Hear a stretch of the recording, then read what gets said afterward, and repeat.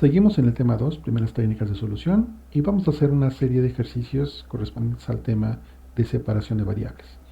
En el material previo que ya habrán revisado, encontrarán una primera presentación correspondiente a generalidades de las ecuaciones diferenciales parciales, que es un material muy breve, revisando unas características generales, pero no es un material definitivo ni exhaustivo.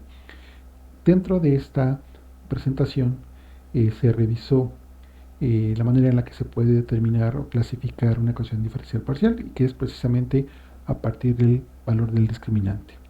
Una ecuación diferencial parcial la podemos escribir de la siguiente manera, en donde aparece una serie de coeficientes A, B, C, D, E y F, que pueden ser valores constantes o, en su caso, funciones tanto de X como de Y.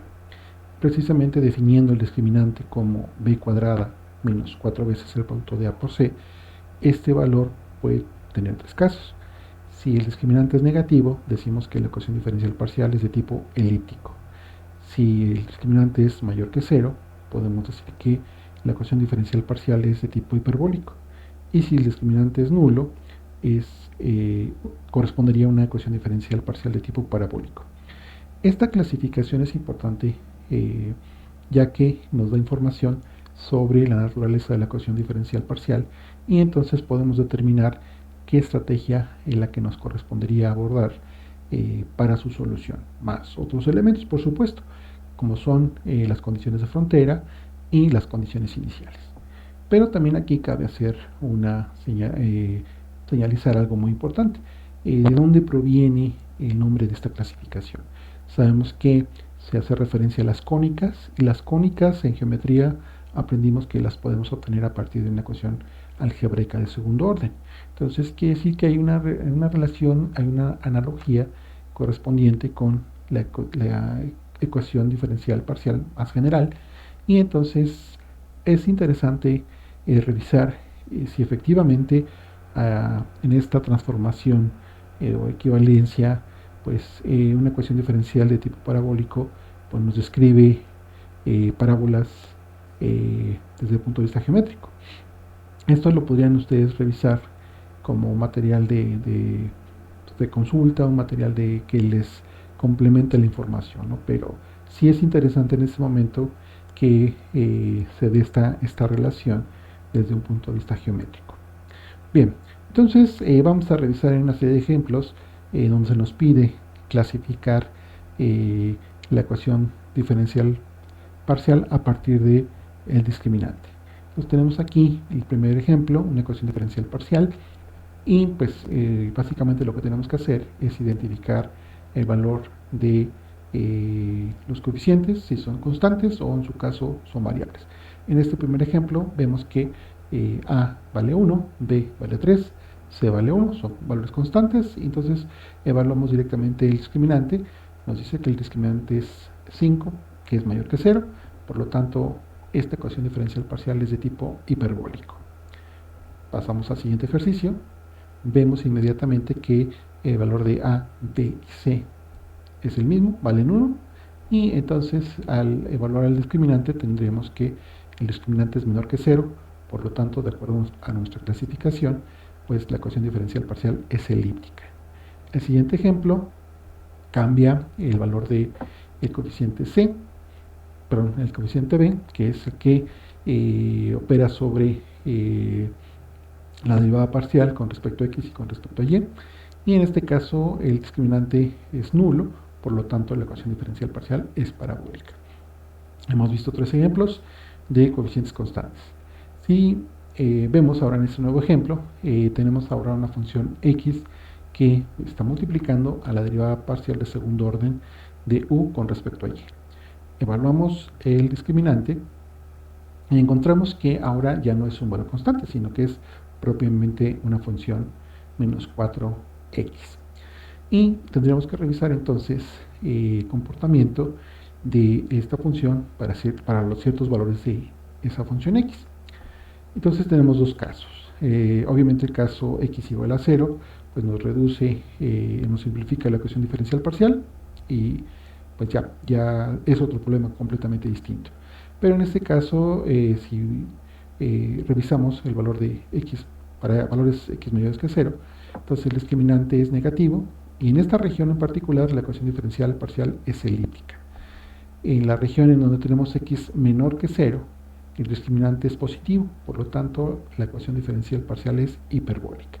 Entonces encontramos ahora, a diferencia de los ejercicios anteriores, una expresión que, dependiendo del valor del dominio en donde yo quiero revisar la solución de la ecuación, la naturaleza o las características de la ecuación diferencial parcial va a cambiar. Y esto va a ser algo muy común que vamos a encontrar. Entonces va a ser importante que ustedes exploren esas regiones en donde se comporta de una manera, y entonces tendríamos que abordar la solución bajo una estrategia, y si cambia su naturaleza, la ecuación diferencial parcial, tendremos que ocupar una estrategia distinta. Bien, esto fue lo correspondiente a la clasificación de ecuaciones diferenciales parciales. Veamos ahora un ejemplo de la técnica de separación de variables. Vamos a ocupar la ecuación de Laplace en un ejemplo pues, relativamente sencillo. Sencillo porque vamos a ocupar coordenadas cartesianas. Vamos ahora a hacer el desarrollo de esta solución considerando un cubo cuyos lados tienen una longitud de pi, y esto básicamente es para simplificar las cuentas. Podemos en un caso general establecer una longitud L y hacer el desarrollo equivalente, pero finalmente pues es una manera pues también de abreviar pasos. Y aquí lo que tenemos que hacer es considerar que tendremos 6 caras. Si quisiéramos hacer el estudio bidimensional, es decir, nada más fijarnos en un sistema XY, tendríamos 4 bordes, pero no, tenemos 6. Y además las condiciones de frontera ahora van a estar determinadas por 2 variables. Bien, la expresión de la ecuación de Laplace, en este caso es la siguiente. Tenemos el laplaciano, el operador laplaciano de la función u, que depende tanto de x, y y z. Aquí ahora presentamos las derivadas parciales, la notación cambia, esa también tendrán que ustedes acostumbrarse cuando consulten algún material, algún artículo, algún libro, algún texto. Hay autores que prefieren esta notación derivada parcial como un cociente, hay otros autores que utilizan una notación distinta como la de los subíndices, y hay otra notación completamente diferente que se le llama la notación canónica, que aquí no veremos, pero que también va a ser importante que sepan que existe, que en algún momento también sirve para simplificar la expresión de una ecuación diferencial parcial. Pero en este caso vamos a ocupar esta notación, y del lado derecho vemos las características, en este caso la notación correspondiente a los valores, ¿no? Es decir, para cada coordenada x la longitud es pi, lo mismo para y lo mismo para z. Y las condiciones que se nos están dando, condiciones de frontera, que esta función u, x, y, z se anula en los puntos x igual a 0, x igual a pi, y igual a 0, y igual a pi, y en z igual a pi. Y además tenemos ahora una condición también inicial que nos dice que la función u evaluada en x, y en z igual a 0 va a ser igual a esta función f de x, y. Y bien, entonces vamos a utilizar el método de separación de variables, que es algo que ustedes también ya revisaron, y el método supone la existencia de una solución de este tipo, es decir, que es un producto de 3 funciones, x mayúscula que depende solamente de x, y mayúscula que depende de y z mayúscula que depende de z. Entonces, lo que tenemos que hacer es sustituir esa solución en la ecuación inicial. Tenemos que calcular la derivada de segundo orden de la función u con respecto a x, que aquí presentamos. Aquí el doble primado correspondería a la derivada de segundo orden de la función x mayúscula con respecto a x. Y lo mismo haremos para la función, perdón, la derivada parcial de u con respecto a y la segunda parcial de u con respecto a z. Y el siguiente paso entonces es sustituir en la ecuación de Laplace, y en este caso aquí tenemos la expresión. Tenemos que pasamos de derivadas parciales de segundo orden a derivadas ordinarias, que quiere decir que tendríamos una derivada de segundo orden con respecto a x multiplicada por x, perdón, por y por z. Lo mismo para los siguientes renglones, y toda esta suma pues es igual a 0. El siguiente paso, recordemos que es dividir esta expresión dividimos entre este valor el producto de las tres funciones, de tal manera que al simplificar el resultado aquí tendríamos un cociente de x, la derivada de segundo orden de x entre la función x mayúscula. Lo mismo para el siguiente sumando, pero ahora en el caso de la función y luego el tercer sumando la función z mayúscula. Y esto pues va a ser igual. Ahora tenemos del lado izquierdo de la igualdad, pues la suma de la función x mayúscula más la función y mayúscula. Del lado derecho de la igualdad tenemos un signo negativo del término del cociente entre z bi'prima entre z. Vemos que del lado izquierdo esa suma de dos términos es igual a, que dependen solamente de x y y, van a ser igual a una expresión que depende solamente de otra variable z. Y para que esto sea válido, pues entonces tiene que ser igual a una constante. Y esta la vamos a llamar la primera constante de separación, alfa. De tal manera que lo que tenemos ahora es que esta suma de x mayúscula, la segunda derivada de x con respecto a x entre x más el cociente de y va a ser igual a alfa. Y para la parte de z, la segunda derivada de z con respecto a z entre la función z mayúscula va a ser igual a menos alfa. Y esto pues va a ser también igual consistente, porque si sumamos estas dos expresiones se anulan y es congruente con la ecuación de Laplace. Y entonces tomamos el lado izquierdo de la igualdad, esta suma de dos cocientes. Podemos también ahora separar a la derecha de la igualdad el cociente con respecto a la función y mayúscula, y tenemos nuevamente ahora una expresión del lado izquierdo que depende solamente de x, y del lado derecho una expresión que depende solamente de la función y. De tal manera que pues esto va a suceder siempre y cuando sea igual también a una constante distinta. En este caso vamos a llamar beta a la segunda constante de separación. Y pues nos diría que beta va a ser igual a este cociente. De tal manera que, si ahora simplificamos, tendremos una primera ecuación diferencial ordinaria de esta manera. Entonces veamos que una ecuación diferencial parcial de segundo orden se simplifica.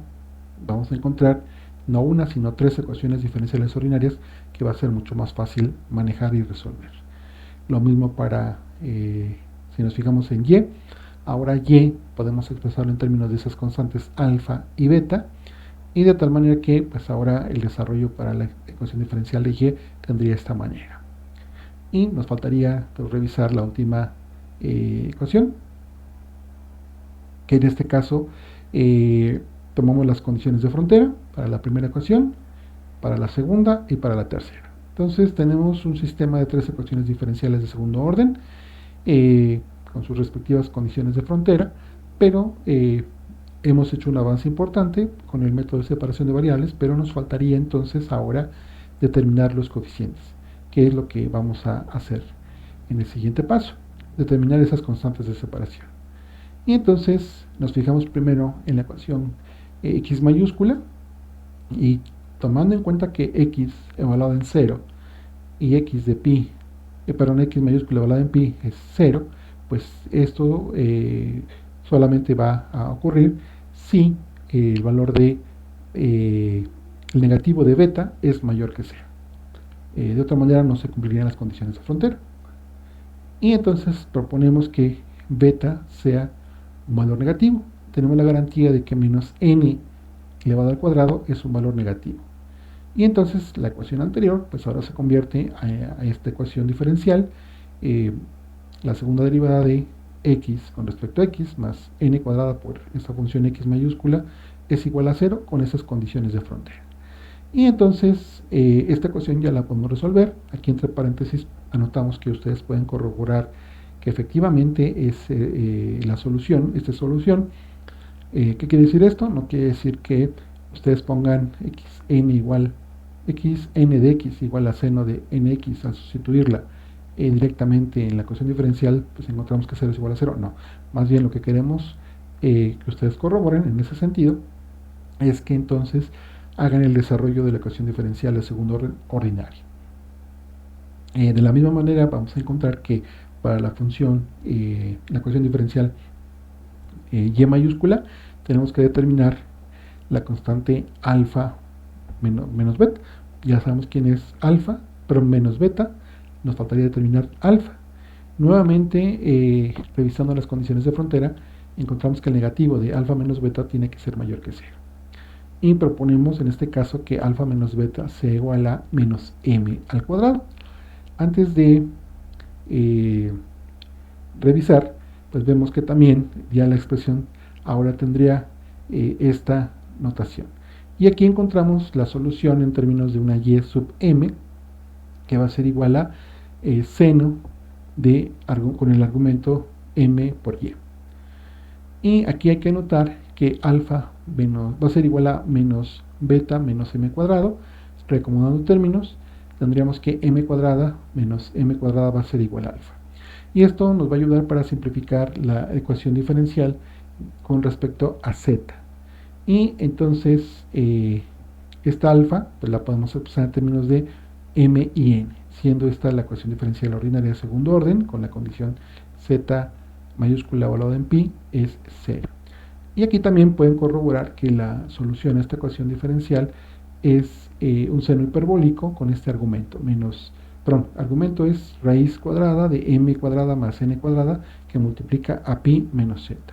Entonces ya tenemos tres soluciones y lo que podemos hacer es encontrar una primera solución que sería el producto de las tres soluciones para cada una de las ecuaciones diferenciales, pero utilizando el principio de superposición podemos obtener una solución general. Y aquí tendríamos una doble suma de índices m igual a 1 hasta infinito, n igual a 1 hasta infinito. Tenemos unos coeficientes a, m, n que tendríamos que determinar, que es lo que vamos a hacer a continuación, más el producto de las funciones. Y entonces tendríamos que encontrar el valor de los coeficientes a, m, n, y para ello ocupamos la condición inicial. Y recordemos que, de acuerdo al enunciado, nos decía que la función u evaluada en x, y en 0, pues va a ser igual a una función x, y.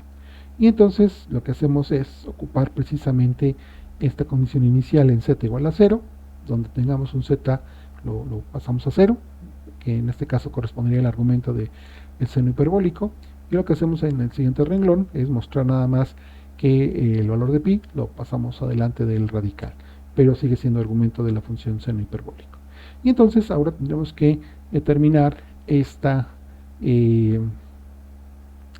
estos coeficientes a, m, n.